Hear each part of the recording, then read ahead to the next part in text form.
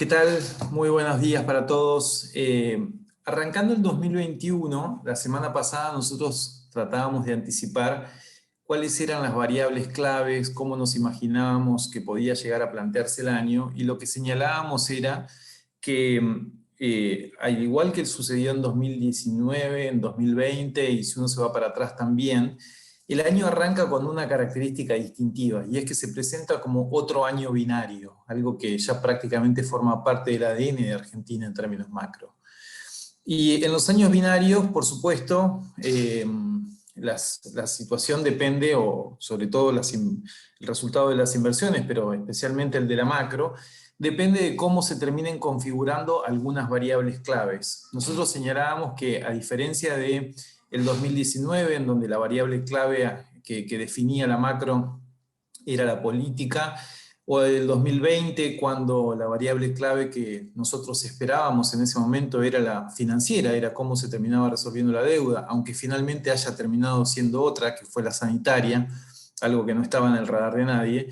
Durante el 2021, o por lo menos lo que podemos anticipar de 2021, la variable clave es una variable que está fuera de control, que es una variable natural, o sea,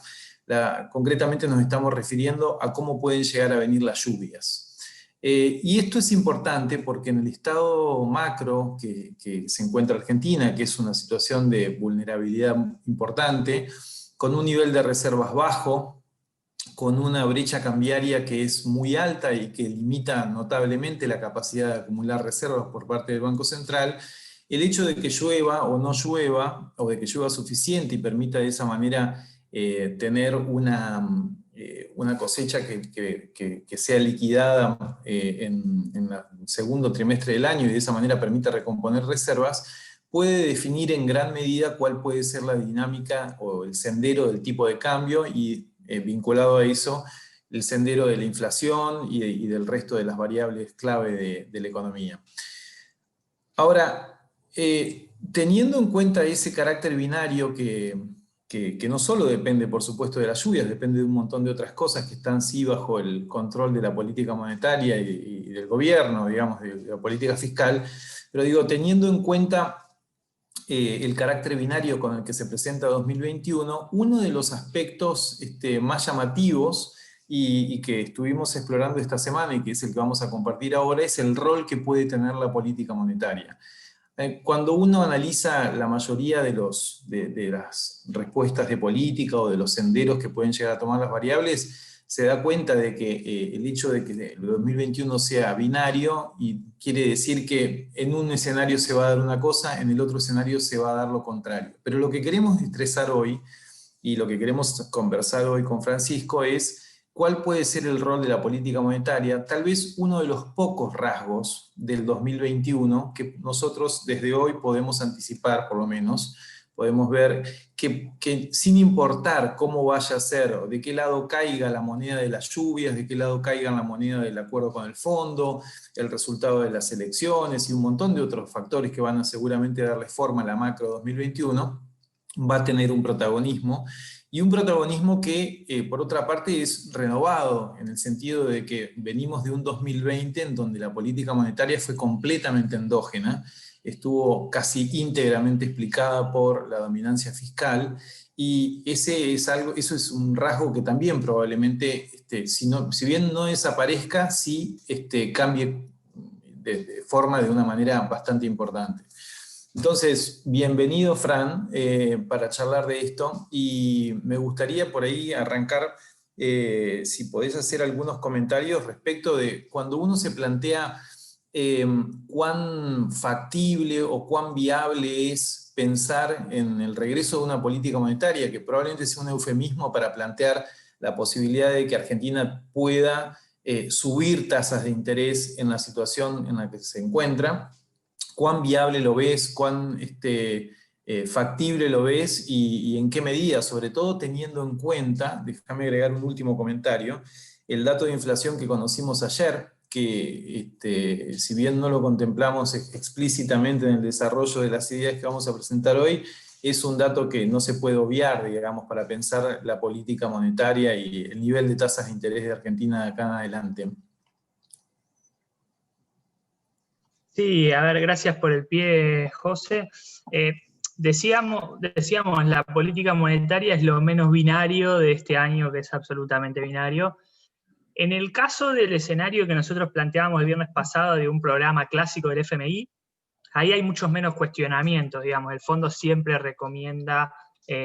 política monetaria contractiva para dotar de atractivo a la moneda local. Es lo que se vio en el programa 2018, es lo que se vio también en el programa de facilidades extendidas de Angola, que llegó con una brecha cambiaria parecida a la nuestra y donde la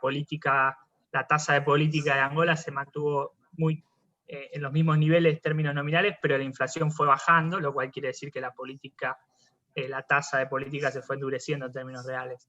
Ahora, es mucho más debatible que vuelva a la política monetaria en un contexto de escenario que nosotros llamamos el status quo, donde los ajustes de precios relativos se dilatan en el tiempo. Ahí nuestro punto es básicamente el siguiente. En ese caso, la política monetaria es más una reacción defensiva ante presiones que van surgiendo, digamos, a lo largo del año, si no se hace un ajuste tanto en tarifas, con una señal fiscal que no es tan contundente y demás, la brecha se va ampliando y entonces ahí la política monetaria tiene que aparecer. De hecho, el contraejemplo de eso fue lo que pasó este año. Ahí, José, si querés podés avanzar y mostrar unos gráficos, cómo este año, a partir de julio y agosto, la política monetaria, ahí vemos en pantalla, la brecha, que es la línea amarilla en el gráfico de la izquierda, se empezó a ampliar justo cuando la tasa real de política monetaria se empezó a hacer negativa. Y lo mismo pasó con las reservas del Banco Central. Entonces, quizás para evitar esto, pensamos nosotros, el gobierno vea la suba de tasas como un mal menor frente a lo que puede llegar a ser una devaluación o a frenar ya directamente por completo las importaciones con impacto en la actividad y en el empleo de cara a las elecciones, ¿no? Sí, esto que por ahí suena un poco contraintuitivo cuando uno lo piensa en clave electoral, digo, el gobierno está enfrentando una elección importante en octubre y probablemente enfrente primarias antes, y entonces iniciativas de política monetaria que tiendan a enfriar la actividad o que tiendan a ponerle un poco de, digamos, a presión al costo del dinero, son, decía, un poquito contraintuitivas, pero en realidad cuando uno lo mira en perspectiva histórica, no lo son tanto. Concretamente me estoy refiriendo, digo, si uno piensa la tasa de interés real, la tasa de interés ajustada por inflación, cómo se comporta en los años que hay elecciones y cómo se comporta en los años que no hay elecciones, ahí vemos que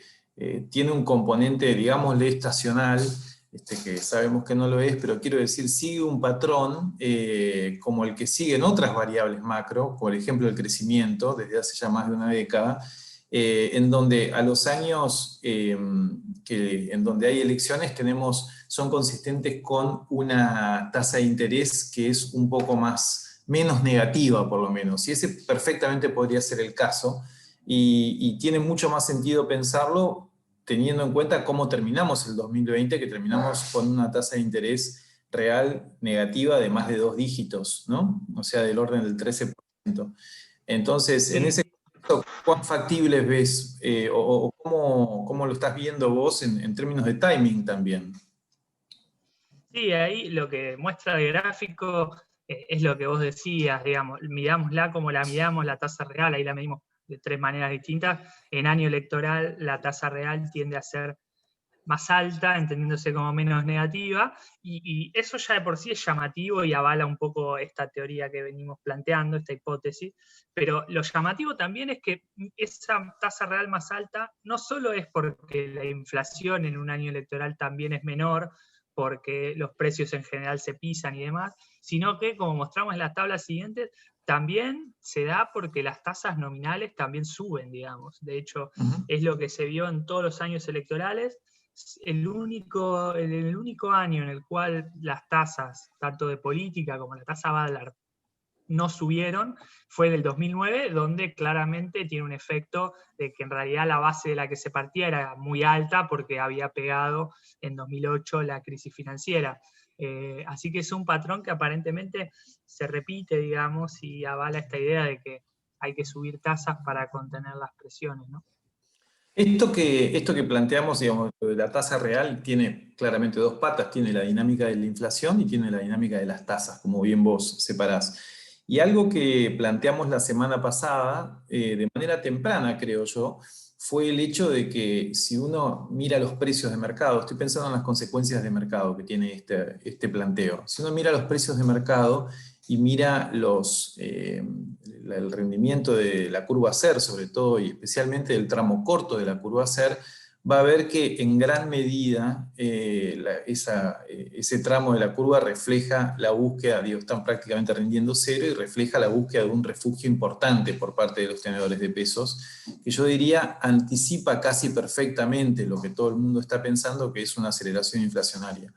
Y en el caso de la tasa de interés Badlar, que es la otra pata de la que estábamos hablando recién, y sobre las cuales le dedicamos nosotros este informe diciendo, mira, hay un caso como para que pueda subir bastante respecto de los niveles que estamos viendo ahora, eso es todavía menos evidente. Entonces, la pregunta que te hago ahí, y me gustaría si podés explayar un poco sobre qué vehículos vemos, creo que algo cubrimos la semana pasada, pero sería bueno repetirlo, sobre todo porque parte de la dinámica de precios de esta semana un poco tendió a confirmar eso. Me gustaría si podemos repasar con vos cuáles son los vehículos que vos ves en términos de fondos o de instrumentos directos que se beneficiarían de este, si este es el escenario que finalmente se materializa, ¿no? Sí, ahí las clases de activos que ya las habíamos empezado a mirar la semana pasada, claramente en este escenario que nosotros tenemos planteado, o en estos escenarios, los instrumentos que, digamos, pagan cupón a tasa variable Badlar son atractivos, digamos. Ahí hay pocos instrumentos porque el gobierno nacional, digamos, no exploró demasiado esa curva, pero tenemos, por ejemplo, los bonos de Cava, donde es un riesgo de crédito con el cual estamos muy cómodos, digamos. Bueno, ahí me parece que se te cortó un poco la conexión, Fran, pero Y tienen los yo la BS24 y idea. BS28, que son bonos a tasa Badlar, comprimieron bastante. Bien. Se te corta un poco, Fran. Si te parece, yo puedo cerrar esa idea como para evitar que tengas problemas con eso. Pero decías vos, a nivel de instrumentos directos no está demasiado poblada la curva. A nivel de créditos, digamos, perdón, Ciudad de Buenos Aires ofrece algunas cosas. Los bonos de Cava hay instrumentos ahí. Y probablemente uno de los vehículos más fáciles para el inversor individual sea ir directamente a un fondo. Nosotros tenemos un fondo ahí que se llama Consultatio Estrategia. Creo que vale la pena recordarlo y también vale la pena sugerirles para aquellos que estén interesados que puedan chequear los detalles de sus características en la web.